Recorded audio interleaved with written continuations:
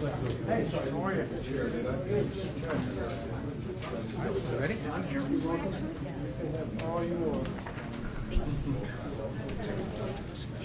Tom, we good to go? We're all set. Whenever you are.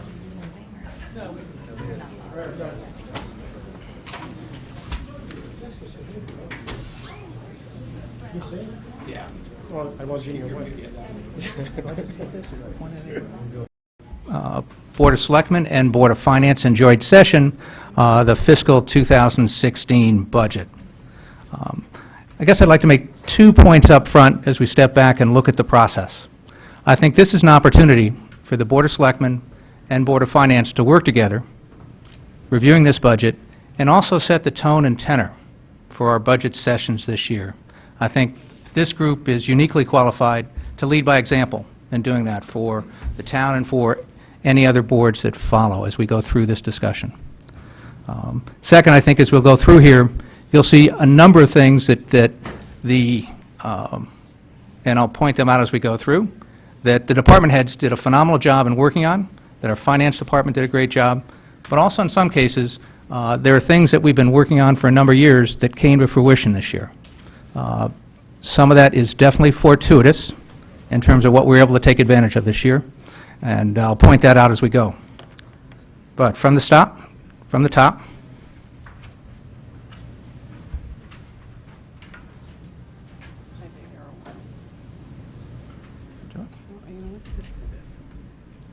we go. Good. We'll do the budget overview, a history of and trends, a comparison to other towns, and then a summary. As I mentioned, I want to thank the department managers, Chief Fiscal Officer Bob Mayer, and our finance department. A thank you to Dr. Title and the school administration for the work they put in. A thank you to all of our volunteers who contribute their time and make our town so special. And a thank you to all of our residents for their help throughout the year. As we've covered in the past, we still have challenges facing us. The economy continues its recovery. We still are finding PCBs in our schools and are having to deal with those on a number of school projects. We've got unfunded state mandates, especially those dealing with special education. We've got public safety and school security issues to deal with. We're seeing continued slow growth in our grand list and minimal growth in our non-tax revenues. On the positive side, we do have a strong financial foundation. Our budget cost drivers are more manageable, and you'll see that reflected as we go through. We have our full AAA credit rating. We have a strong local economy and low commercial vacancy rates. We have a vibrant downtown with our restaurants, arts, culture, and entertainment, which brings more and more people, and importantly, out-of-town money into Fairfield. When you look at a budget, we have to look at what we're really trying to accomplish, and I think that starts with a vision for Fairfield. We're a family-friendly, neighborhood-oriented community that values our top-quality school system. We're committed to keeping our town and our schools safe and secure. We help our seniors stay in town and provide services so they enjoy living here. We're a destination for culture, arts, dining, entertainment, and shopping for the region. And we're a leader in energy conservation and sustainability. We continue to strengthen our financial foundation and make responsible decisions about our long-term obligations. We honor our rich heritage and continue to preserve our historic character. We value and respect our open spaces, parks, beaches, and recreational opportunities. We want Fairfield to be a good value for all who live here, both today and in the future. The objectives of this budget are to manage our expenses and still provide high-quality services to our residents. We want to fund all our essential services. We want to fund our long-term obligations, pension, OPEB, surplus, and senior tax relief. We want to provide the support and funding for our top-quality school system, and we want to continue to strengthen our financial foundation. For an overview, and just to cut to the chase, I'm recommending a budget of $291 million, which represents a 1.64% increase and a tax rate of 24.8 mils. This is the lowest tax increase in the past 15 years. The town budget is $130 million, which is a 0.77 increase. This is the lowest town budget increase in 20 years. This budget includes funding for the ongoing tax revaluation, funding for a town strategic plan, an increase in the paving funding from prior year, an increase in the library funding from prior year, and additional support for conservation, finance, and health. It also has an increase in the senior tax relief allowance. The budget recommendation for the Board of Ed is just over $160 million. And this is to support and maintain our highly valued and highly recognized school system at an increase of 3.29%. The Board of Education is the largest cost driver. My recommendation fully funds the Board of Ed request. The Board of Ed increase represents about 84% of our overall budget increase. And the total Board of Ed increase is $5,130,000.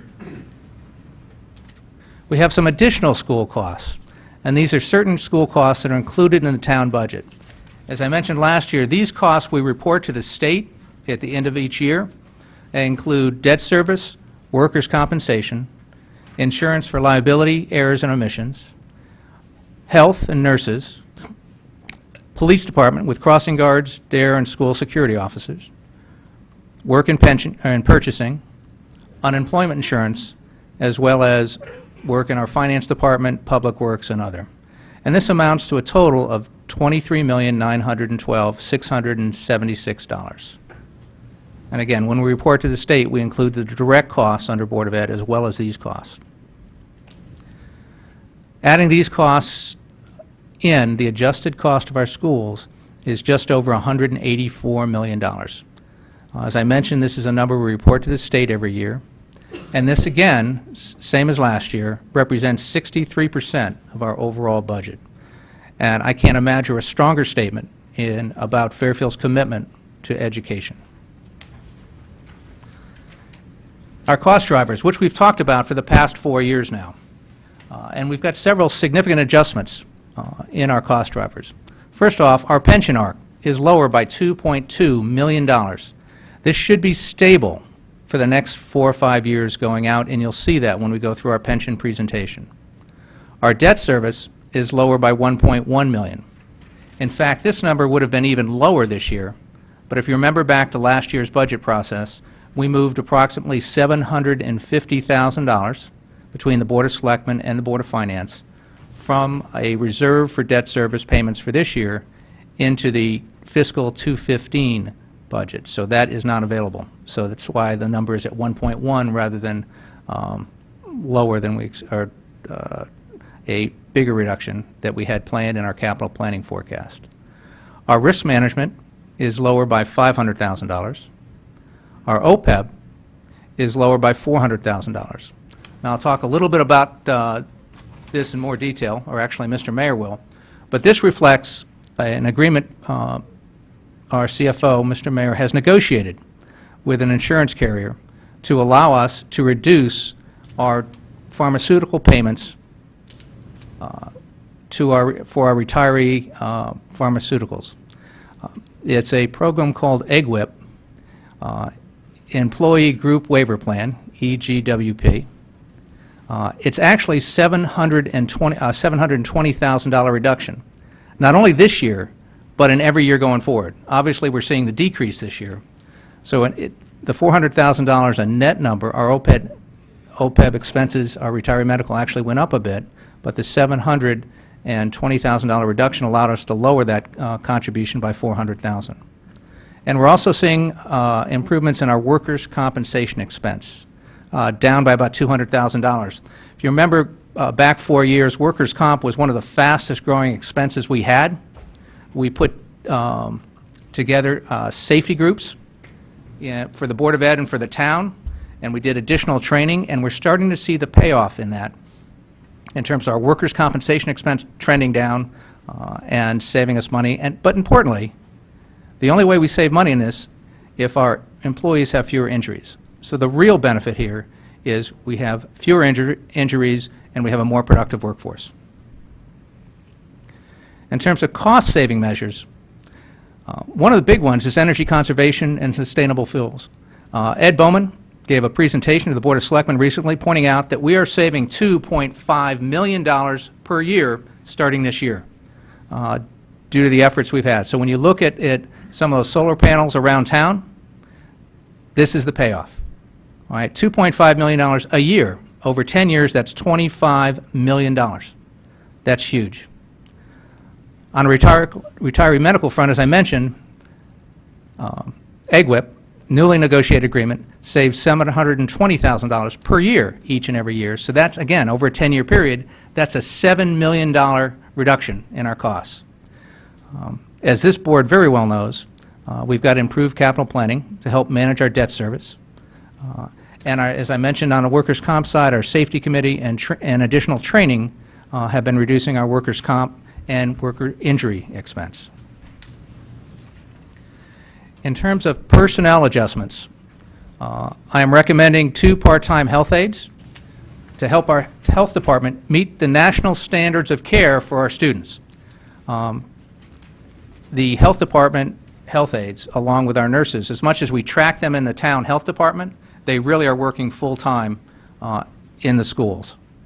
In our finance department, I'm recommending a full-time position to address the auditor recommendation that we do better grant tracking and have somebody focused on that, as well as handling additional workload. And certainly, as we've gone through this past year, between the RTM, this board, projects like Penfield Pavilion, we've seen the workload increase dramatically on our finance department, and this is an effort to address that. In the conservation department, I'm recommending adding 1 part-time staff to start handling the backload in open space management and in inland wetlands. This position was eliminated 4 or 5 years ago, and this is step 1 in getting that back and starting to address some of the work that needs to be done there. When we take a look at history and trends, this is an updated chart of showing how we've come and far we've come in the last 10 years. So we've broken out a number of the expense categories that you can see here.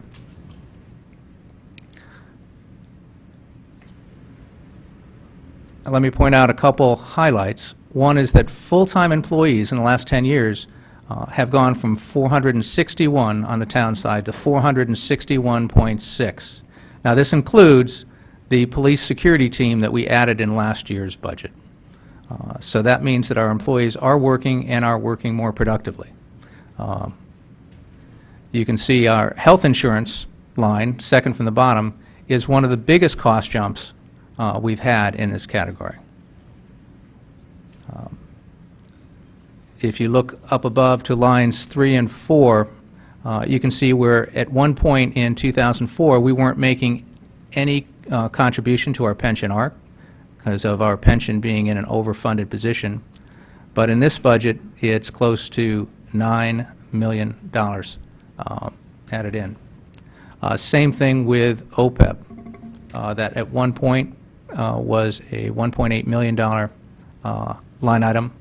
It is now a $9 million cost in our budget. So those are 2 items that, A, we are addressing our long-term capabilities, but dramatically increase our budget from where it was just a few short years ago. If you look at the total budget, it's $91 million higher than we were 10 years ago, and you can see where the breakouts come from Board of Ed to debt service, OPEB, health insurance, and pension.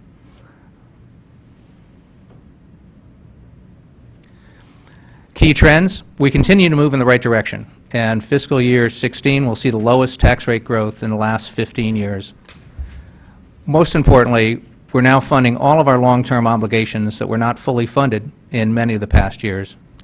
And our average town budget increase over the last 4 years is 2.69%. That's well below the 20-year average of 4.26%. So it shows the trends are moving in the right direction, and some of the efforts that we're putting in are really paying off. When you look at other towns, we picked 4 towns that have roughly the same population, or 3 that have roughly the same population, and our neighbor Westport, since many of our residents compare how we're doing to Westport. I find two numbers. We broke out expenses per capita and tax per capita. And I wanted to break these out because if you look at Fairfield, you can see that in our expenses per capita, now this is what we're spending on the town side. Actually, let me rephrase that. This is what we're spending in our entire budget to deliver services from education to public safety to the library, Parks and Rec, to all of our citizens. Now, these are the same services that each town provides. So we're looking for how we stack up. So as a measure of efficiency, the expenses we spend per person, per resident, to deliver those, you can see that Fairfield stacks up very well against our neighbors in Greenwich and in Westport. Not quite as well as West Hartford, but West Hartford has also a different salary level, being the one town in this comparison outside of Fairfield County. And I did the same thing for the tax comparison that you can see. But if I look for a measure of overall efficiency, this is the one number I'd look to see how Fairfield is performing in terms of delivering services to our residents. Also, in terms of a tax increase compared to last year, you can see for these four towns how we stacked up. Lower than Greenwich, lower than West Hartford. Westport came in at almost negative 1% last year. In terms of the pension arc, all four towns are meeting their pension arc. In terms of the OPEB, Greenwich is partially funding that, and West Hartford is partially funding that. In terms of use of surplus, this is something Fairfield stopped doing a few years back. Greenwich is still using, in this case, 2%. Their increase would be 2% higher if they hadn't used their surplus to fund operations. Westport also used their surplus, an amount of 2% to fund operations, which is basically pulling money from savings, which is certainly legal. We are still working on building up our surplus, so we're not in a position to do that. But from an operating standpoint, you can see that if Westport didn't use 2% of their surplus to draw down their tax increase, they would have been up around 1% or just under where we are. So in summary, this budget continues our balanced approach, looking at our tax investment versus our needed investments. We're meeting our long-term obligations, pension, OPEB, senior tax relief, and protecting our AAA rating by making an added contribution to our surplus. We've negotiated labor agreements to continue to help manage our long-term liabilities. We continue our support for high-quality education in our school system. The median household would see an increase of approximately $140 in their tax bill with this recommendation. And the goal overall is to keep Fairfield the best value in the state of Connecticut. So thank you for the chance to present this.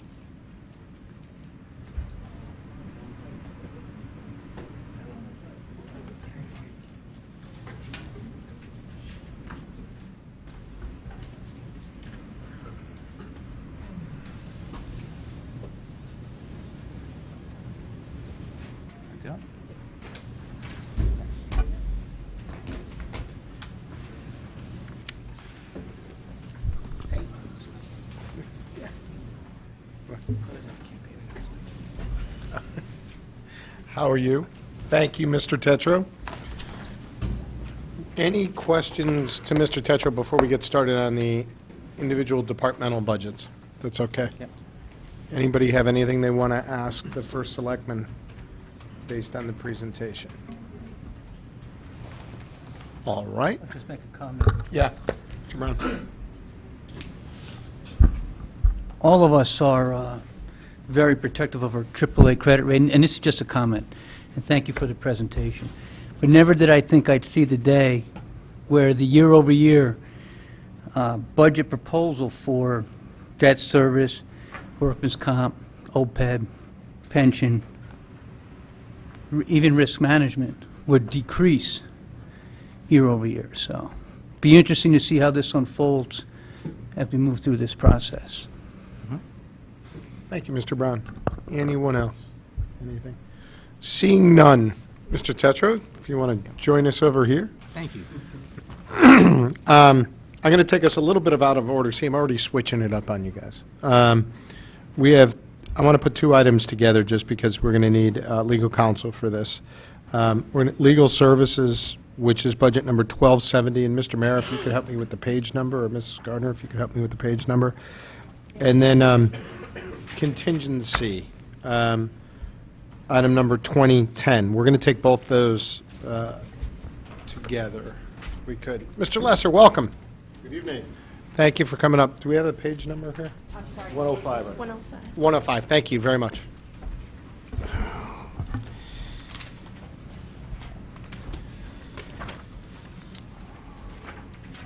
Right. Mr. Lesser, do you have anything you'd like to tell us before we go to the question round, the lightning round, as it were? I don't think there's anything really out of the ordinary. We're asking for an additional 50,000 this year over last year's budget.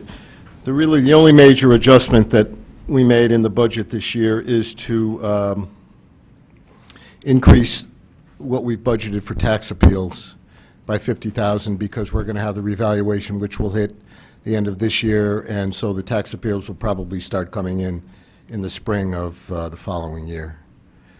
So when are the revals? When are the I bills believe, gonna start, I or- believe, well, it's the list of October 1 of, this year, but Right. I think that they're sent out, and maybe Mike can correct me, but I think that the actual numbers go out in December, Yeah. but I'm not positive Yeah, about that. the new assessments will go out to folks in December of 16. The tax bills that go out in June of 15 for payment in July of 16, in June of 16 for July of 16, will have the new amounts. So typically, it will be February of 16 that folks will be appealing their assessments if they choose to do so. It'll be the list of 2015. So the only reason for the increase here of 50,000 is the timing of the the Yeah, revaluation? we don't know how many we're going to get. I mean, we had, last reval, I think we got 200 tax appeals. So we put 50,000 in. Did you have something, Mr. Mayor? Actually, yes, thank you. The assessor's office develops a grand list every year. Yeah. The assessor office grand list that was developed this year was issued in January. People will make, people have through March 15th, I think, to appeal. So we will have appeals that are being, in fact, the number of No, appeals it's- is how many? 62, 87? I forget the number. Say 90-something, okay?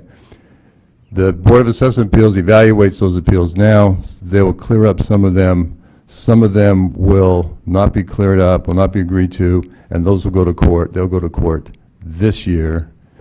But since this is the fourth year of the revalve, the anticipation that there will be fewer, the anticipation is that there will be fewer people that will actually go to court because, A, it's the fourth year, B, you only have 1 year of savings, so the cost-benefit analysis of going to court versus getting an adjustment is reduced.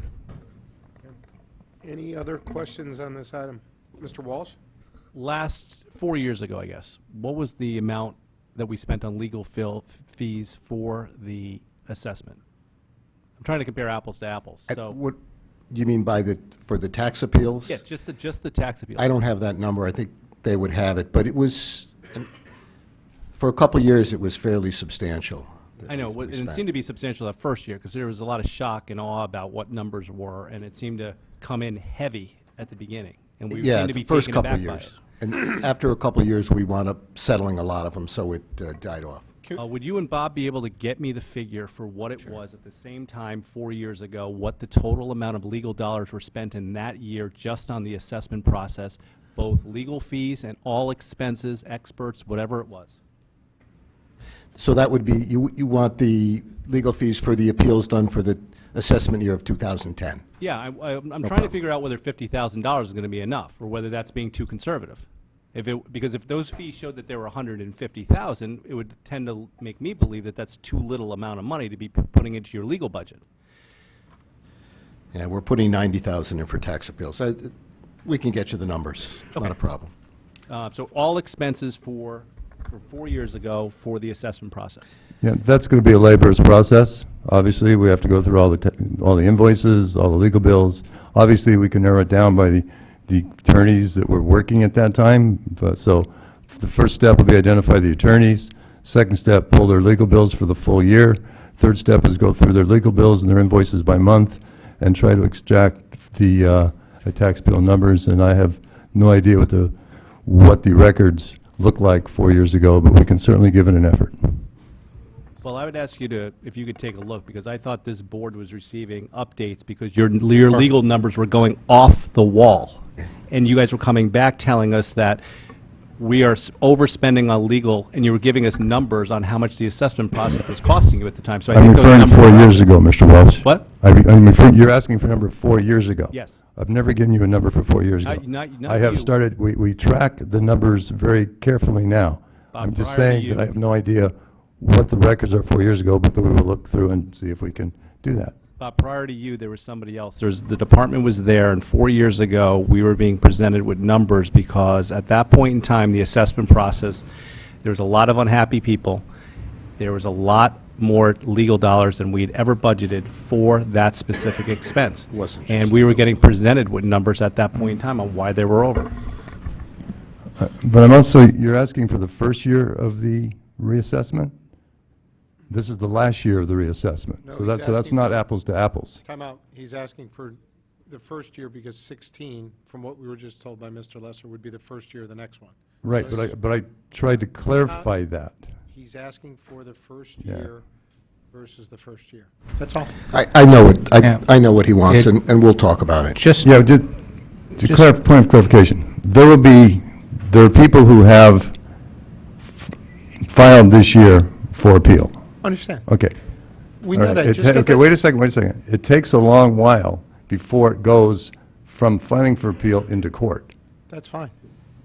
That's So fine. we'll get some comparative numbers, but I'm not sure they're exactly what you're looking for. Yeah, I don't think we're going to get any, I would be very surprised if we got tax appeals taken to court for this assessment year. It's just not worth it for people. You're not going to get a lawyer to take the case, And quite that- frankly. and that's why he's You know talking the that. first Yeah. year of next First couple year. years are the big years, and I'll talk to Mr. Mayor about that. Right. We'll So figure it it's out. the first year, which is next year, versus the first year after the last appeal. No problem. That's all. yeah, it's fiscal 11 versus fiscal 16, I think, to keep it very focused. Yeah. Mr. Tolo. Yeah, a couple of questions. So, do you do these yourself, or do you? I do some of them. When I took this position, Conan Wolf had been given all the files, and so they basically kept most of them. I took a few, Okay. but Conan Wolf primarily did them. And was, and I could be, the years go by so fast, so I could be wrong about this. Speak What- for yourself. Yeah, I know. 5 years ago, was that the first assessment that we had done in 10 years? That I can't tell you. Or was it No, first one in 5. first one in 5? Because I knew they changed the statute a few years ago. But Okay. if you recall, though, that assessment year, there was some shifting by neighborhoods that I think caused a Exactly. lot of, possibly a lot of extra appeals that we might not get this year. Hopefully, with the kind of reval we're doing this year, we're not going to see the numbers of appeals that we saw 5 years ago, hopefully.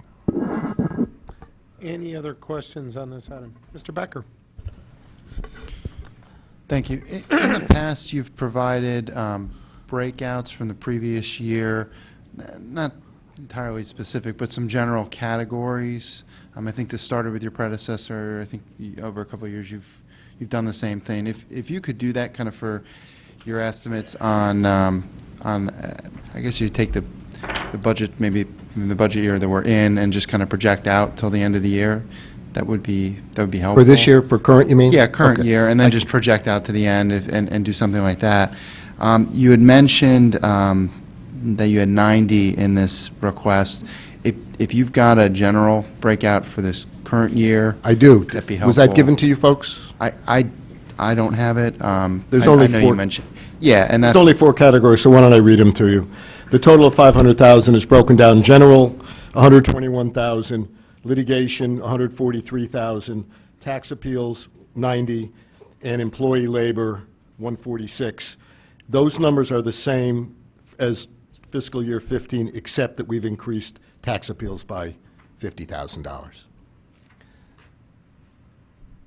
All set, Mr. Becker?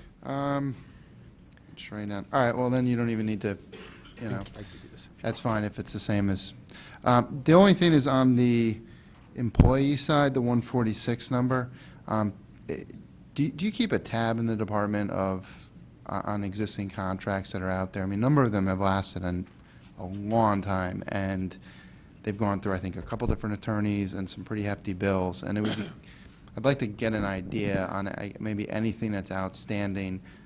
You don't give me to the What kind of penny or contracts? anything. Labor contracts, I mean, basically what's in the 146, how much we're looking at on some of these that are outstanding as to how much they end up costing. Maybe a couple of the recent ones that have actually closed, an idea of the total of what they ultimately ended up costing. Again, ballpark, I don't need, you know, exact dollar to this week, but I think I'd like to have a little better idea on that 146, and Okay. kind of, I think that's grown a lot if you look, you know, in the last couple of years, so. Actually, it's gone down. Well, It's the same as last year, but it's gone down it from used the to year be a before. lot, Yeah. a lot lower at one point, but I know you're trying to drive it down, so it'd just be helpful. I think it all depends on what contracts need to be negotiated, too, so. I guess I don't want to, you know, just something basic on that to start off. I don't want to make you spend No a ton problem. of time, but if you've got something internal that you track, that'd just be helpful. And that's it. Thank you. Mrs. Leclerc? Just a quick, how many contracts will be negotiated in the next year? I'm not sure, because I don't do the labor negotiations, but either Bob or Mr. Tetro could probably tell us. Yeah, we've got 6 contracts open at the moment, and we are working on a number of them right now.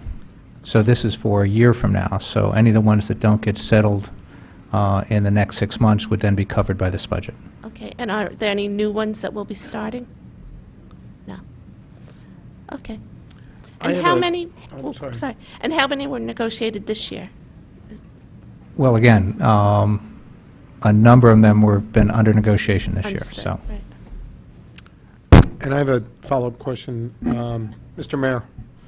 I want to go to your point about the assessment, the fees, the legal expense related to the appeals and all that.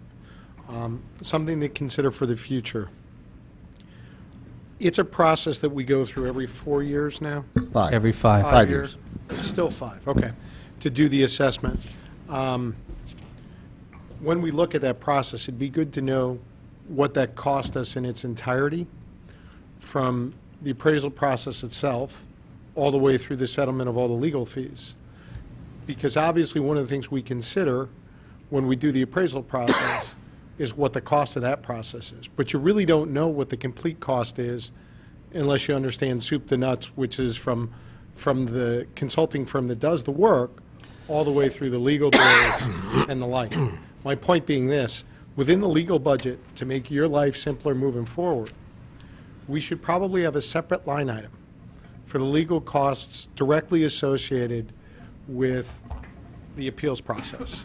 And we should track those separately within the general ledger, so instead of saying, oh, man, it's a real arduous process to go back 4 years, which I understand, but that we actually know exactly what that process costs us, both the consultants as well as the legal fees for the assessment process. And that'd be my recommendation moving forward. Thank you. Okay. Any other questions or comments? Mr. Lesser, I'm going to ask you to stick around because we are going to go out back, I think, during the contingency discussion. And I think we probably need your expert opinion on some of the legal cases that might be outstanding that would be included in contingency. We don't want any FOI problems, but we do like to get abreast of what those legal concerns are, as well as some of the contractual issues that I know are included in our contingency budget, correct? So I'll with be- that, any other questions on legal services budget 1270? Seeing none, we're going to go to the contingency budget, which is under 2010. And that budget number is, that page is 124. Getting the hang of this now. 124 is the contingency budget. This has Mike and Bob listed next to it, so if you gentlemen would like to talk out here as much as you can, and then we'll go and back for the rest of it. Is there anything you can say publicly on the contingency budget? I think simply that has the reserve for contract settlements, and for lack of a better term, what I'm going to call normal contingency. And those are really the two components of it. And what is the, just for public's knowledge, normal contingency is generally used for what? For all those things that you know you're going to spend money on, but can't budget before the year starts. One might be, to pick a topical one now, snow plowing. Yeah. That's over the line item in the budget.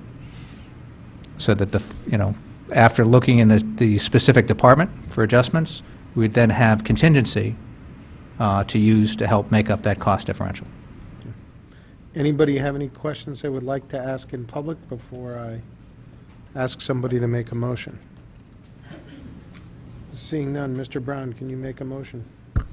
Make a motion to go in private executive session. Do I have a second to that? Mr. Mottola? All in favor? Opposed? Abstentions? We'll go into, if we can steal the superintendent's conference room for a few minutes. No one can bring anything to write on. One of the rules of this. And we'll be back right after we're done. Thank you.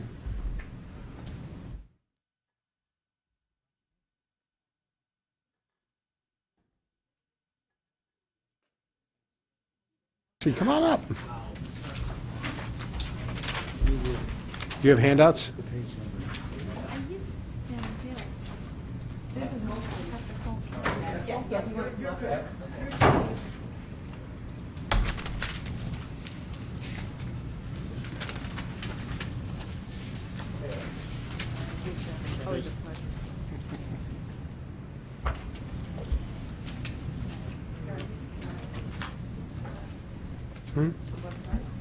No, I want to get the handouts.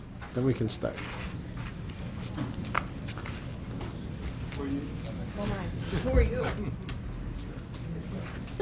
We used to have a clerk that would get us these things before the meeting, but.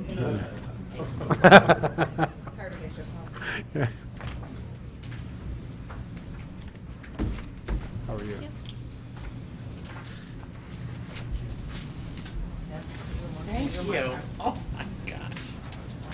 All right.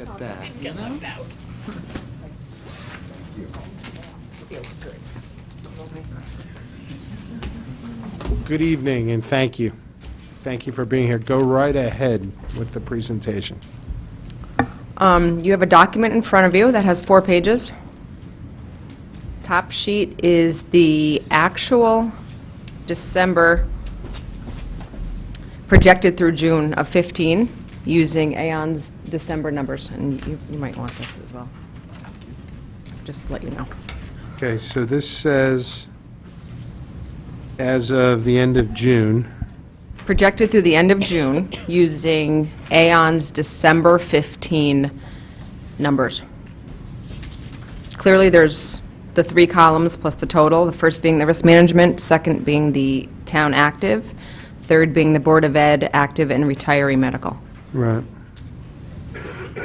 So we're going to be worse off by $333,000 this June versus last June based on these projections. Correct. If you want to talk about the columns really quick, I'll give you a kind of a Yep. general. Go ahead. The risk management, you're going to see the net profit is the favorable 500,000, which is the additional 500 that we put into the budget in 15, give or take a little bit. Town active is the budgeted revenue and the Aon projected medical expenses for the town active through June. Okay? Board of Ed budgeted revenue, projected revenue, and the Aon projected expenses through June, given the December actuals.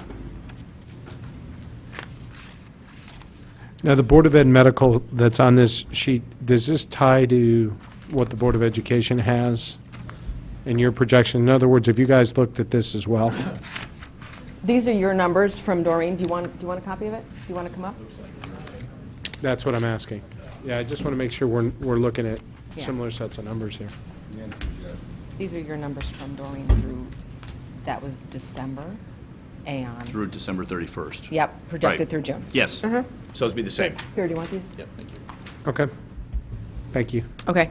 The next sheet is projected through June of 16, given the same December actuals. So you'll see the negative 1755 carried forward. And if you want to run down the columns again, this is the budgeted 16 for risk management. We're clearly budgeting our expenditures for the workers' comp, the general liability, and the town property. Town active medical, there's a slight negative due to, there's actually a favorable of about 40 or so, given the full-time, less about 100,000 in the change of accrual, because I kept the same percentage. And the Board of Ed, again, came from the Board of Ed side. Question on the Board of Ed side, does this include the additional increments due to security and due to the 700,000? In other words, is this,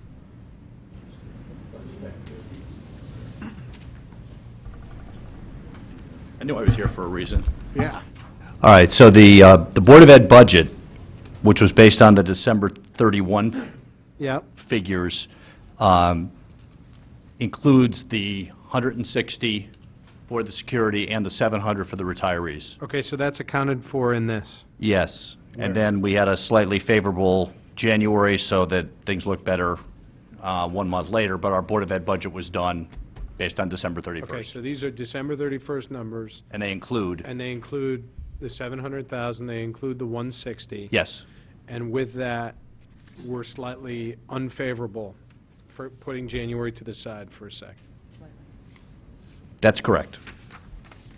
So what we're saying is if we, based on December experience only, if we were to approve the budget right now as it stands, we would be dinging the internal service fund by about $142,000 in total. Is that a fair statement? Correct. Does everybody follow that? No, say that again? Okay, so go to the second page. Yeah. Second page is a roll forward of 2014, December 2014 experience, saying if all things being equal, that will carry forward through the next fiscal year. With the budget in front of us, with the budgeted expense numbers in the budget in front of us versus the experience through December 14, we would ding the internal service fund by the $142,000. So we would, for lack of a better way of putting it, worsen the fund balance by $142,000 year over year. Correct. Okay? Okay. Where's the 700,000 and the 160,000, and what line items are they? They're in revenue line items? Why don't you just stay up here? You should get a seat, David. I wasn't expecting to be front and center here. The answer is yes. The answer is yes.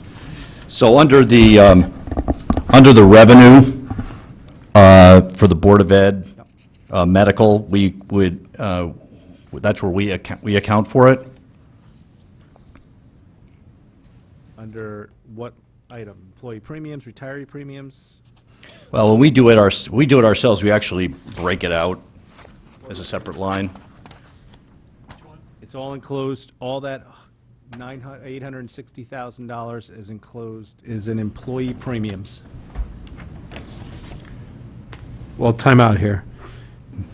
First of all, would it not be in I thought it'd be Board of retired. Ed medical this year, not next year? It's in 14-15. Correct. It's in 14-15. So Correct. it's part of the 28,301. That is your total revenues. Is that a fair statement or no? Yes. And my question was, which line item in that revenue section that makes up the 28,301 is it in?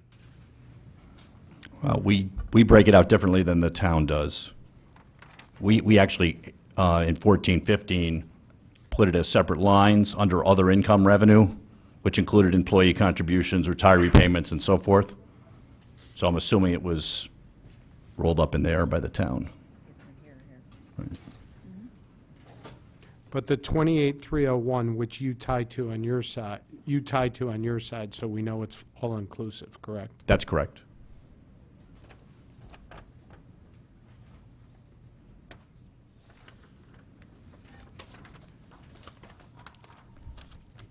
Are you all set, Mr. Moss?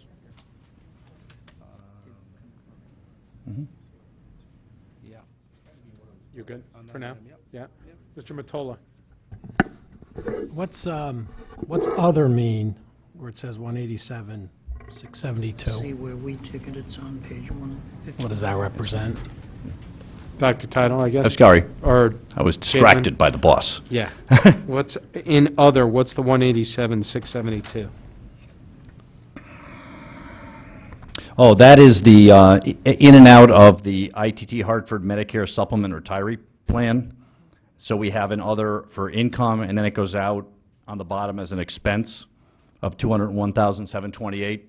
So there's pretty much an offset. We're just a revenue pass-through on that program. Any other questions?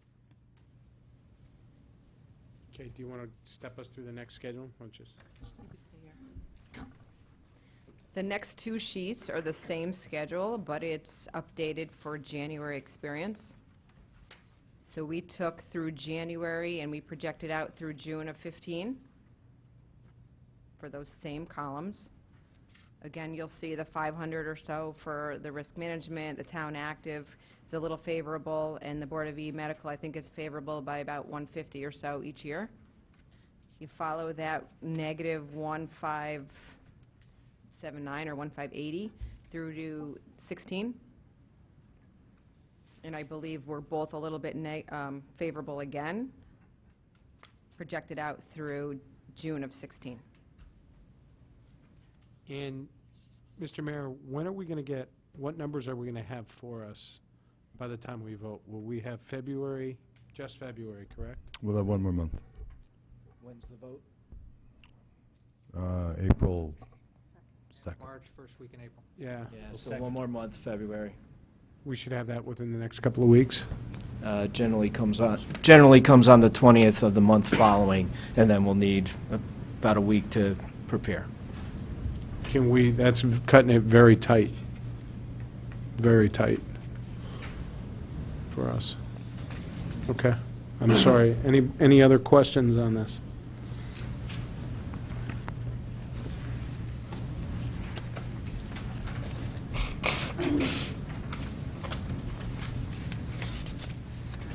Anything we haven't asked that we should be asking on this? Anything you want to point to? Just one comment is for the budget for 2016 is actually the first year in several years that the full amount of the projected healthcare costs are being budgeted by the Board of Ed. So there's no longer a use of reserve. There's really not much to use, is there? It wouldn't really be possible. Correct. They've eaten it all.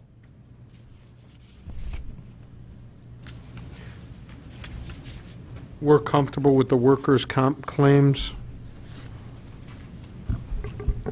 Yeah, workers' comp is, the number there is per PMA, and basically, it's, the number, that number might even be a little bit high because we've been trending very favorably, but I wasn't ready to make an adjustment. I noticed that the general liabilities claims are down a substantial amount. Is that? I'm sorry? General liability claim appears to be down over $100,000, 125, 126,000. What's going on there? Well, you say I'm not sure exactly what you're referencing with respect to the general liability claim. Let me explain it. If you go to risk management. Are you working workers' comp still, or, I'm sorry? No. Okay. General liability. If you go to general liability claims, this year is projected at 826. For next year's budget, it's in at 700,000.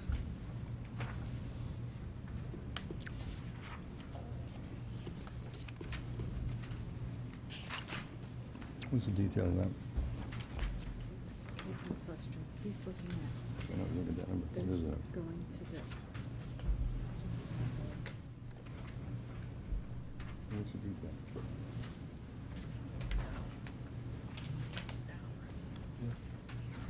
Yeah, I think that's the legal reserve.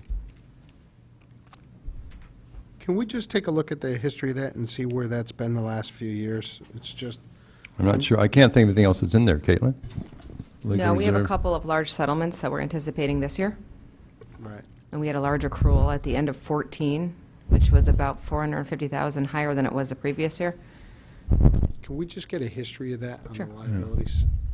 Because one of the things that happens on some of these claims, for example, if you have a $500,000 deductible, even though it's a big claim, the legal fees go against the deductible, And they so the go into claim legal. still might be out there, Right. but the reserve goes away.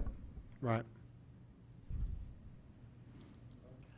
Right. Yeah, kind of weird, I know, but. If we could just get the history of that, because that is a large reduction. Any other questions? Can I just ask kind of, Mr. Matola, sure. Do you have a question? this is, maybe you can answer. Is this, I know this is always a moving target, but is it in here anywhere? No. Okay, so I just wanted to make sure. Thank you. The pieces are all there, but I not understand, yeah, but not, that Not in an schedule. analysis like this. It keeps moving every month, so it's, I remember it moves a Yeah. lot. Thank you. Any other questions, comments, concerns on these schedules?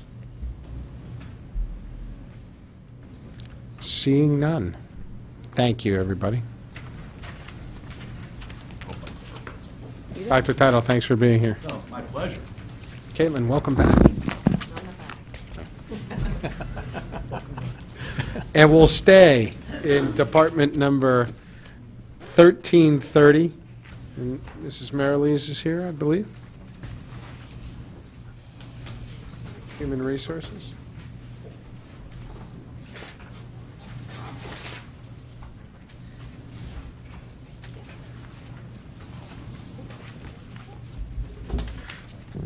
Good evening. Good evening, everyone. I'd like to introduce Mary Schluss from PMA. She's our client manager. Welcome. Thank you for being here tonight. Thank you. Go ahead. We'll turn the floor over to you guys, and then we'll ask questions when you're done. Well, as you know, workers' comp was one of our most difficult to control budgets, and over the last several years, we have not gone up. And that's not just being flat.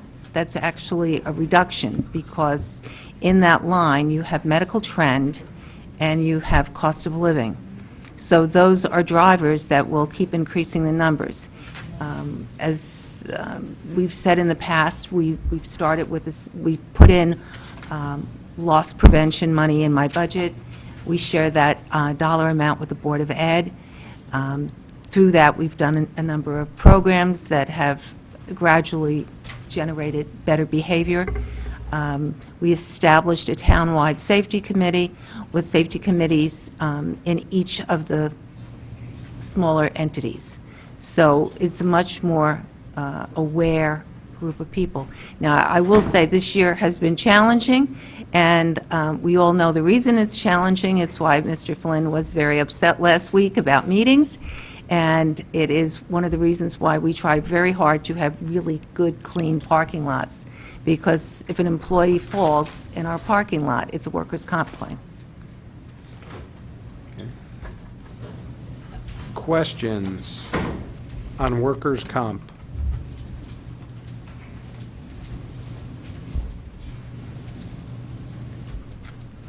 I do have one question. So if I look at the budget, if I look in the book, it is $2,250,663 as totals workers' comp. Mr. Mayor, you see where I'm looking? On page 327? Page 112. And then if I look at the analysis that we were given tonight, it is, for workers' comp claims, $2,206,000. Please, I can Go. tell you. Go. There is a carve-out for the individuals who work in the Water Pollution Control Authority. So they're taken out of that number because they get charged on separate tax bases. So they get charged, thank you. They get charged a percentage of our cost based on per capita. So are we over budgeting in the budget book for WPCA? Shouldn't it be charged to them? Linda sorry, Linda that's- splits those two out. Where? Yeah, if you look at page 314, you'll see the workers' comp for WPCA is 73,000. Yeah, I see that, And but on this if, page, it's 2,132,000. Theoretically, the two of those should equal to 2206. okay, time out, though. If I look, I have in the budget book, I have 2,250,000. 2,250,000, where are you looking? looking at the bottom line of all the. Page 112, total workers' comp, 2,250,000. Yes. We call it Okay. section workers' comp, but this is the. In the analysis here, Yeah, the workers' comp budget is really the 2,132. The other, the claims handling service and the workers' comp loss prevention are not included in the analysis you have. say that again. The first two line items under workers' comp Yeah. accounts 53,410 and 58,020. So what you're saying is it's the 2,132. Yes, sir. Plus the 76 that's in WPCA. 70, yes, sir. Got it. Thank you. Now, I would like to point out that although we've been very successful in the activities we've undertaken, these lines have been volatile in the past and could be volatile again. You know, all you need is one very serious injury that would have an impact in a given year. And they have very long tails. Okay. And this budget last year was $240,000 higher or so. Correct? Plus, we put in the extra 500,000.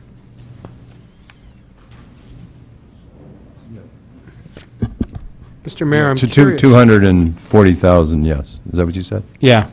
Here's what I'm curious on. If I look at risk management, I'm sorry if I'm monopolizing the conversation, I don't mean to.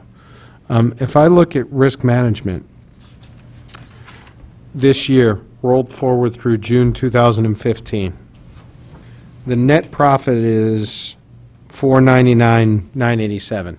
Amongst friends, we'll call that 500,000. Okay?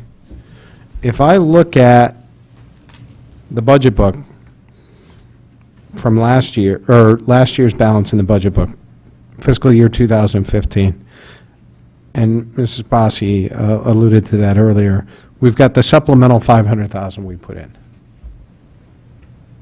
Right? So that entire 500,000 is upside to the fund balance this year, to the internal service. That's the 499,987. That's a 499, exactly. So that means that everything else was spot on, right? As of right now. As of right now. Best available information, totally As agree. of January, as of December 31st. Okay. Here's the issue I have. That means,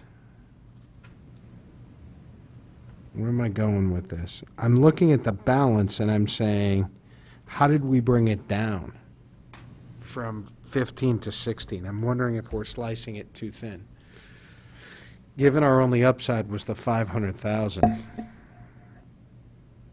and we're taking every number down in the category year over year. Well, the numbers that we're using, well, first of all, we did strengthen the workers' comp reserve a little bit this year. Oh, I understand. Or last year, actually, last fiscal year. So we feel very positive about the reserve. But the claims numbers that we're using for the workers' comp are per, I'm drawing a blank on his name right now, Mr. Med. Ralph Melisa. Yeah, Ralph's calculations exactly. The numbers from the healthcare are those from Aon. The only numbers that are in here that are town-generated, so to speak, are the legal numbers. Everything else is straight from the consultants. And the legal numbers are the difference. What I'm coming out to is, we put in 3,546 this year, right? And we had $500,000 upside, right? Which was the 500 we put in. That means we did 3,046, really, on an apples-to-apples basis. If we're saying we just want to stay even. And we came out damn close to perfect, based on the current projections, $13,000 off. Now we're taking it down by an extra $90,000 year over year than what we did this year. Yeah, I think that, and it might be appropriate, and I don't think, based upon that we currently have the detailed information, but certainly that detailed information could be brought forth, and the liability claims could be discussed further in executive session at another evening. Yeah, I mean, we're getting pretty close here. It just jumps out at me because obviously the entire upside we have this year is the 500,000 that we put in, right? And what this is saying Yeah. is next year we're going to have a better year by roughly $100,000. Yeah, yeah, and then the other, I mean, so obviously there's the legal claims is 125,000 of that, and then the workers' comp is continuing to improve based upon, the 3 or 4 things that we did. If you remember, like 3 years ago, I think it was now. Well, 2.5 workers' comp years. is actually going up, though. Yeah, but it's, In the projection here, it's going from 2,132 to 217, 2,206. So it's actually going up. yeah, It's all general it's all liability. general, it's all general. And town property claims. That's where the entire delta is. Yeah, and there's a detailed schedule Okay. that was appropriate for can we see that? executive. I don't know, can you distribute? I mean, we don't distribute our claim analysis reserves by case to the, in public information, I don't think. Sure, we can do it in executive session, that's Yeah. fine. Just to follow up on. Does everybody know what, did people follow that or no? Okay. Great. I'm done.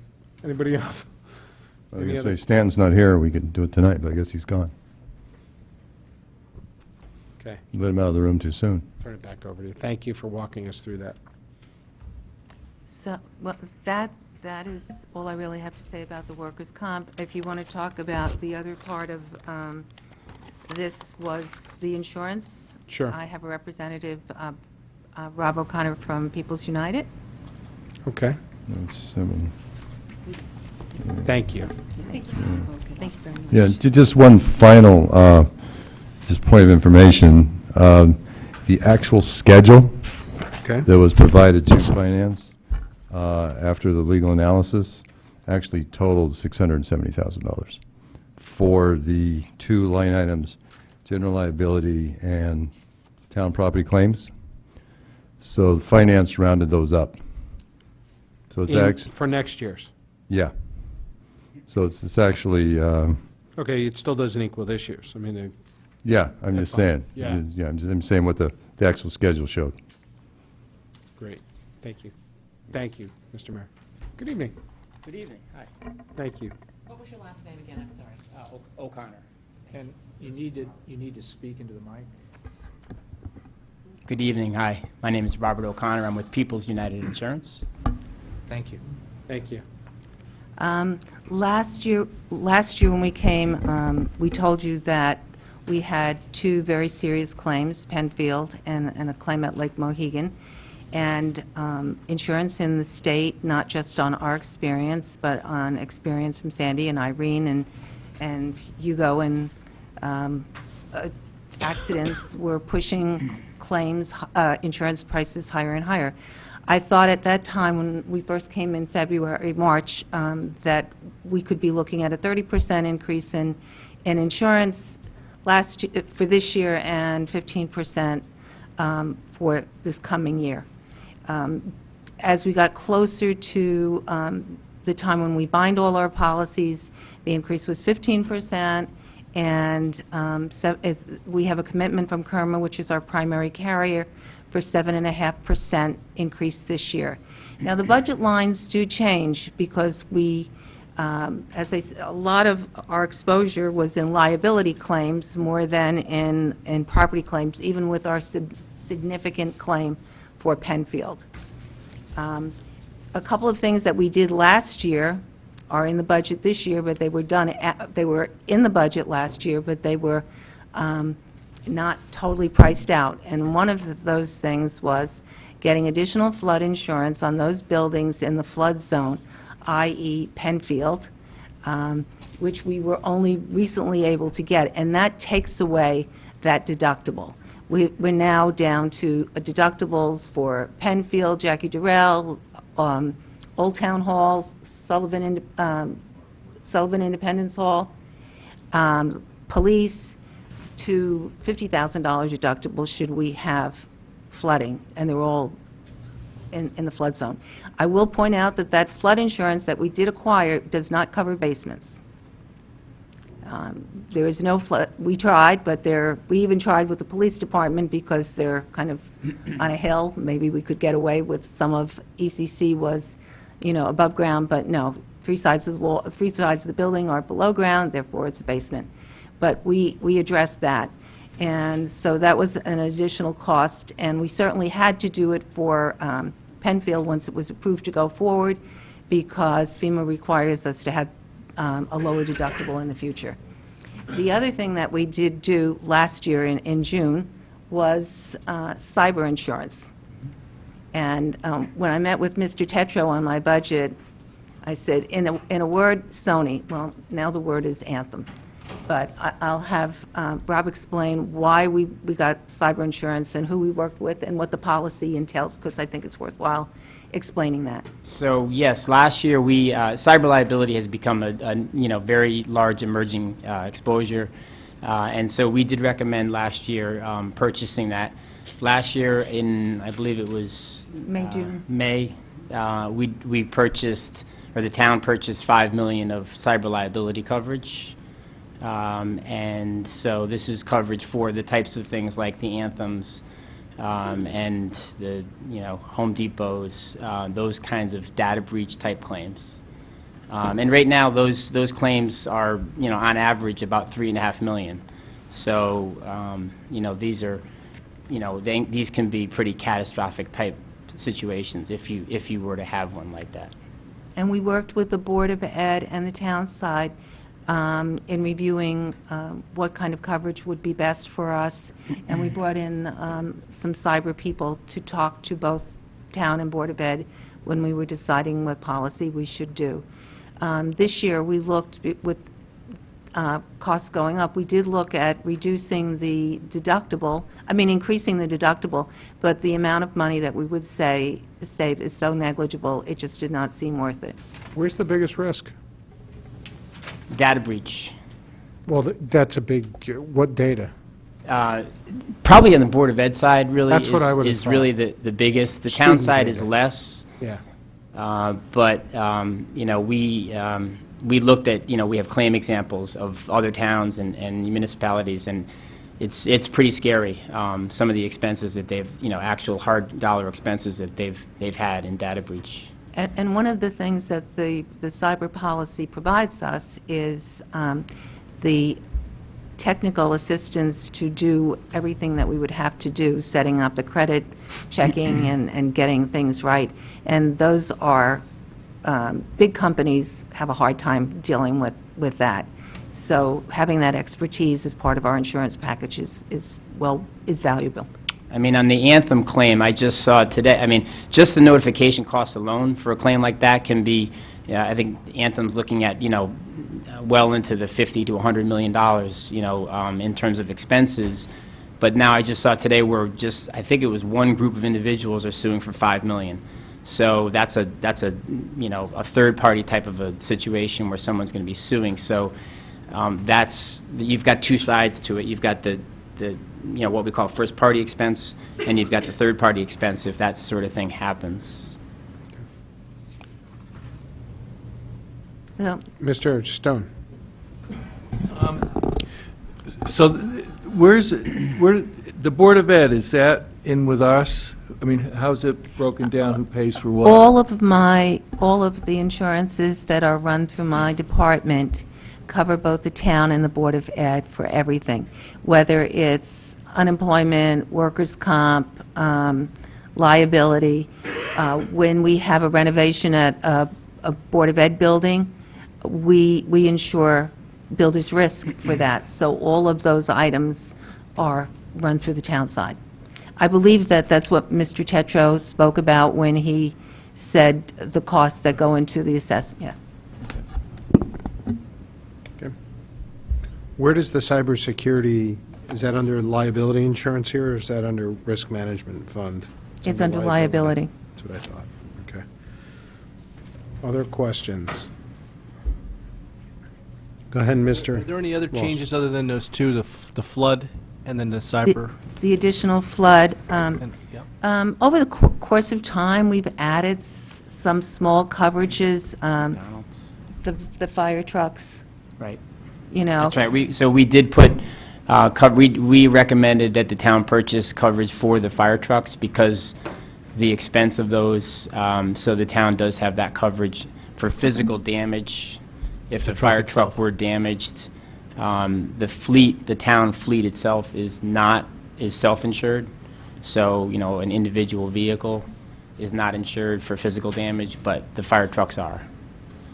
And that's because the fire trucks, the cost of one fire truck could be significant. And they're insured anywhere, any place, anytime. I mean, they leave here to go to Greenwich because they need assistance down there, we're covered down at Greenwich. Just like your personal vehicle. Okay. And a number of years ago, we increased the excess policy. And it's really a balancing act with what you think you need and what your exposure is. When Sandy hit us, if it had hit us like New Jersey, the excess would have been very helpful. So other than the limits that you've talked about that you've changed, we haven't changed any of the other limits of our insurance or increased the deductibles or anything else like that? No. Okay. We did look into a couple of other insurances, but we really couldn't either afford them or meet their criteria because of where we are. But it's given us goals to work on with pollution. We're much further along with how old our tanks are, how they're being monitored on a regular basis. So even though we didn't quite have the daily monitoring, which was required to have insurance, we don't have that kind of technology on some of these tanks. We couldn't get the insurance, but it made us smarter on how to do a better job in not having a problem. Yeah, I should mention, just to add to that, that the law did change and require that, there used to be a state fund that insured underground storage tanks. That changed last year, and so municipalities actually qualified to self-insure the tanks, but, normal privately owned companies had to go out and purchase insurance in the private market. So the town, we did look into private insurance, and the requirements for monitoring those tanks were such that the town didn't qualify for the tanks they have. So the decision was made to just self-insure the tanks. But as I said, what it did is we worked with Ed McCourt then to get a better inventory of all the ages of the equipment, where it was, monitoring it on a more regular basis, which hadn't been done. So the process of looking for insurance was a process that served us well in doing a better job. And our liability insurance is through KERMA? Yes. Okay. And how's their financial health?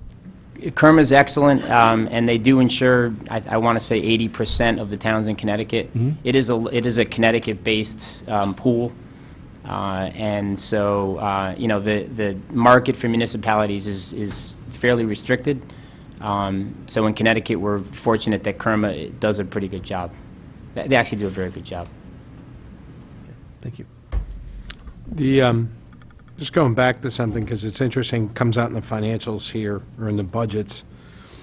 So we talked about, I'm going to refer to this schedule. If you look at the top schedule, if you add up general liability claims and town property claims estimated for this year, the 826 and the 89, you come to about 915 in expense this year that's estimated. Now, that's an estimate, obviously, rolling forward. The budget for that last year in the risk management fund claims, if I'm reading this correctly, was 545, correct? I don't have that in front of me, so. Okay, that's what, well, it's risk management fund claims is 545. And I'm assuming that's an analogous number because this year that 545 is budgeted to go to 750, and the 750 ties to the schedule of the general liability and the property claims. I don't know if Stanton is here right now, but we alluded to the fact that there is a meeting in the fall when the attorneys who are representing us on a number of these cases come in and set a value of what they think the claims will settle at. They make that value for what they think is going to settle in the next fiscal year. They're not, the numerical number of what the claims ultimately settle for is very often around the number that is picked. It's not always the exact time frame when the claim is settled. Right. Thank you. Okay, any other questions on insurance? So the liability insurance is going up. It's cybersecurity, It's in liability. the flood is in liability? It's in property. It's in property. That's right. Question. How does, because Penfield's going to be under construction for most of the next fiscal year, right? How does that get covered here? Do you want to explain that? It's, okay, so the building, you mean the building in its current state? Yeah. Yeah, it's actually a good question. We did decide that we needed to, we have the regular, Kerm is currently covering that building, and it's part of the blanket limit that we have on all the town's buildings. Does it get covered anyway when it goes under construction? In other words, are we paying too much to insure that building while it's under At construction? some point, it will, yes, at some point, when the construction actually starts, we'll move it to what's called a builder's risk. And so we'll take it off the schedule, and it goes to a builder's risk at that point. But we're in this sort of limbo right now, which is a little unusual, but we have not only that, but we've also purchased flood insurance for it, because you know, if there were another Sandy that came through in the meantime, we decided it was prudent to do that. And we have to have that insurance. If there's another storm or to the building, we would, again, qualify for the What's the additional value of the damage. building right now? That I wouldn't know. Okay, Well- so why would you insure something if you don't know that It's the un- value it's is over under the the blanket. deductible? Well, what we're using to, in the blanket is what we've decided to use, and Kerma has agreed, and this is the way insurance works, is you agree and then it's covered. But right now, 3 million, I think, is the number that Kerma and we have agreed to of the value of the building in its damaged state. It's $3 million. Yes. And so, So how do we handle this? So when, construction's going to start this summer, right? And it's going to continue, so as soon as I would assume it's going to start before June, right? That's the expectation. Right. So that construction, now, we've already been told it's not going to be available all this summer, right? Right. Do we know when it's going to be available? The expectation is, I think, April of the following year. Okay, so we've got 9 to 10 months of the fiscal year that building is going to be under construction. We shouldn't be paying for insurance on that at that time. Will we should move we? it from the regular policy and put it on a builder's risk policy? So we should save money. we're talking small dollars here in the scheme, in the bigger scheme of the total town's property. I think at full, when we write a builder's risk, it'll be insured for the completed value, which I believe will be somewhere in the $6 million range. And the cost, in terms of cost, that's, we're talking $5,000 to $10,000 a year in actual insurance costs for that. So we're really not talking about big dollars. So, It's $389,000 for every single building, the premium on every single building in town. So it's, but imagine those down by the beach have a higher premium than some of the other ones. well, For flood, they do. Yeah. Yeah. And many of our buildings are down by the beach. Right. One of the things about Kerma that is unique advantage is the fact that they will insure a coastal town. That's difficult to do. Thank you. Any other questions? Mr. Walsh, and then I'll go to Mr. Kiley. He Mary, I understands thought that you first. said in regards to the property insurance that we only went up, or maybe it was all insurances, that we only went up about 7.5%? If you add up the three insurance lines, they're not, the money's not being spent in the same places, but if you add up the three insurance lines last year, and then you add them up Sure. for next year, it's about 7.5%. And we more. took some more insurance and lowered our deductibles, didn't take more insurance, lowered our deductibles on our properties that are in the floodplain, correct? Yes, towards So the, how did we go down so much? no, because that was budgeted for Oh, for it was this budget, year, okay. yes. Okay. So we actually went up because of the change?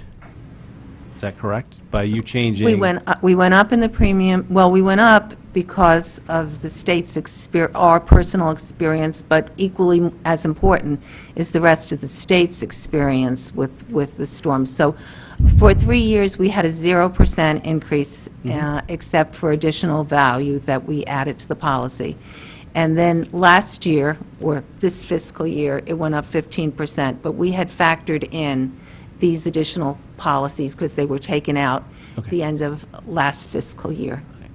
And we went down on our deductible in the properties that are in the floodplain from 500,000 to 50,000 as deductibles, correct? Right, by virtue of purchasing a federal flood policy. That's the only way you can do Which, that. again, was a part of doing a lot of research to get. And how much did that how much does that cost versus what the deductible would reduce to? Right now, we're budgeting about 29,000. Yeah. That's not bad. No. And how many buildings are covered by that in the coastal, in the floodplain area? Jackie Durrell, Penfield, Old Town Hall, Sullivan Independence Hall, Sherman. I think we identified all the... Jennings Pavilion? Yes. Yep. Anything in a high hazard flood zone, I believe is currently I think got a policy. we didn't do like we have wastewater separately, but we didn't do fire Right. because we thought the ground floor and fire would be, they would move the fire trucks to higher ground, and it wasn't really worth it. 29,000 to reduce those from 500,000 to 50,000. That sounds like a pretty good deal. Sure. Yeah, it does. Mr. Kiley? Thank you, Mr. Chairman.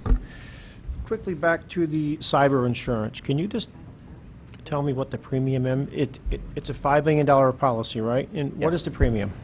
81,000 is the, approximately. And that covers Board of Ed and the town side. That's 81,000. And what is the deductible on that policy? 50,000? It's 50,000? Yeah. Now, I will say that if you keep in mind, historically, the town had no insurance maybe 15 years ago, and everything was self-insured. Self-insured for workers' comp with no excess policies, self-insured on all our property insurances. And over a period of time, we have developed, before I came, we began purchasing insurances to limit our risk. But it's something that we do on an ongoing basis of look at where we could spend dollars wisely to make changes. Great. Thank you very much. Any other questions or comments from board members? Seeing none, I'll just go to the public and ask if there's anything from the public tonight. There is none. And anything on the HR department, the operating lines, any questions there before we let Mrs. Marilees go? And it's not 10 of 11, Tom. I know. Who knew? We're getting better at this. It only took us 8 years, 10 years. Any other questions? I'm always the last person to go. That's my joke with him. Oh, Mr. Walsh has something for you. Mary, this is a small number, but why is the advertising dollars going up by 100%? Is there a legal requirement to advertise something? No, there isn't, but, you know, posting the jobs on the town bulletin board is not the best way, and affirmative action-wise, I really believe it's really essential for us to post advertise in the Connecticut Post, which does put it on monster.com for a month, and we do post some jobs in other communities and through the state. We need to do that, but also, we have found that we have increased the talent pool that we are getting now that we're advertising more is really impressive. And so I think it's worth every dollar. Any other questions, comments? All right. I want to thank you guys for coming and staying, and you made it through halftime here. So I appreciate that. Before we adjourn for this evening, a public service announcement. Tomorrow evening, we have round 2, but it is at Sullivan Independence Hall, because the Board of Education has this room tomorrow night. So we're in the first floor conference room at Sullivan Independence Hall tomorrow evening. So anybody have anything? Mr. Mayor? Yes, thank you, Mr. Chair. Currently, the RTM budget vote is scheduled for Monday, May 4th, and the Board of Finance mill rate vote has been scheduled for the following day, Tuesday, May 5th, which is also the regular finance meeting scheduled date. And I'm concerned that the Finance Department would not be able to complete the work necessary to produce the schedules requisite to that Board of Finance mill rate vote. So I respectfully request that the Board of Finance consider rescheduling the mill rate vote to Thursday, May 7th. Thank you. Can everyone then please check your calendars? It's not too long ago that we actually did have the RTM vote, I think, go to a second night as well. So we have to allow for that possibility, too. Yeah. So I think what we should do is please check your calendars and see if Thursday, May 7th would work for everybody. And if it would, we could make that adjustment tomorrow evening at our meeting. Okay? I'll give everybody 24 hours to mull it over, and since we're going to be here tomorrow night anyway. Mr. Mottola? I don't know if you sent it, okay, since we were canceled a few times, can someone send out the food schedule again to make sure? Yes, we can. If I forget it, I'll be. It's on the website. Claire, can you? Is it on the resend website? In fact, I sent it out to the Board of Finance The today. food schedule. Food schedule. The food, I apologize. All-important food schedule, not that. My- I think Mary did it, so. You said it, not I. Thank you. Mrs. Leclerc will send that out to everybody. Do I have a motion? We'll take it from Mrs. Cook Lippman. Do I have a second? We'll take it from Mr. Stone. All in favor of adjournment? Opposed? Abstentions? We're adjourned. Good night, everybody.